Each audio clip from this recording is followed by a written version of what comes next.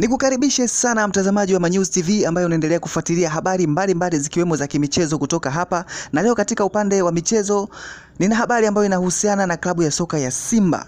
Bwana, Simba Sports Club jioni ya hii leo imewasili visiwani Zanzibar kwa boti ikitokea Dar es Salaam ikiuendea mchezo wake wa dabi ya Kariakoo dhidi ya klabu ya soka ya Young African Sports Club uliopangwa uchezwe visiwani humo katika dimba la New Amani Complex Stadium siku ya tarehe 1 mwezi wa 3 mwaka 2026 majira ya saa 2:15 usiku. Kikosi chote cha mnyama Simba Sports Club kimeonekana kikishuka katika bandari ya Zanzibar kwa ajili ya maandalizi ya mwanzoni ya mchezo huo wa dabi ambao ni muhimu sana kwa upande wa klabu ya soka ya Simba Sports Club.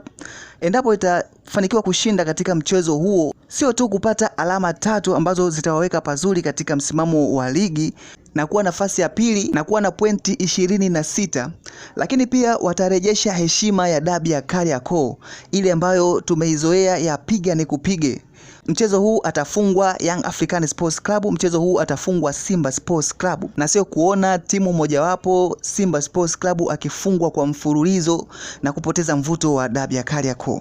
Mashabiki wa Simba Sports Club wamekuwa na wasiwasi pia, wanahisi huenda wakaukosa uwepo wa mchezaji Selemani Mwalimu baada ya uvumi kwamba huenda akaingia kwenye adhabu kutokana na tukio lake la kumshambulia kwa kipepsi mchezaji wa timu ya Dodoma Jiji Andy Bikoko hapo jana katika uwanja wa Jamhuri Stadium Dodoma.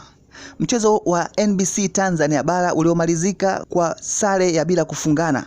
Na endapo mchezaji Selemani Mwalimu atakosekana kwa miongoni mwa kikosi cha kocha wa Simba Sports Club Steven Robert Baka, basi atakuwa ni mchezaji wa pili kuwa nje ya kikosi cha Simba Sports Club ambacho kitakwenda kuvaana na klabu ya soka Young African Sports Club baada ya mchezaji Jonathan Soa kuwa nje ya kikosi hicho kwa sababu ya utovu wa nidhamu akiwa kambini.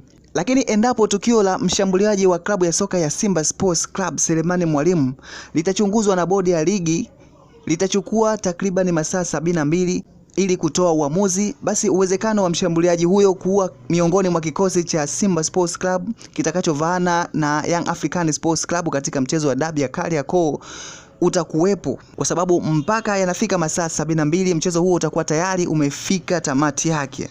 Kwa upande wa klabu ya soka ya Young African Sports Club tayari ilishatangulia katika visiwa hivyo vya Zanzibar na tayari imeanza mazoezi yake ya mapema kuelekea mchezo wa dabi ya Kariakoo utakaopigwa Machi 1 mwaka 2026 siku ya Jumapili hapo kesho kutwa tu. Bwana, hii ni Manyuzi TV, endelea kufuatilia kwa kupata updates mbalimbali za kimichezo. Usiache kusubscribe, kulike, kushare na kucomment. Tukutane tena hapo baadaye.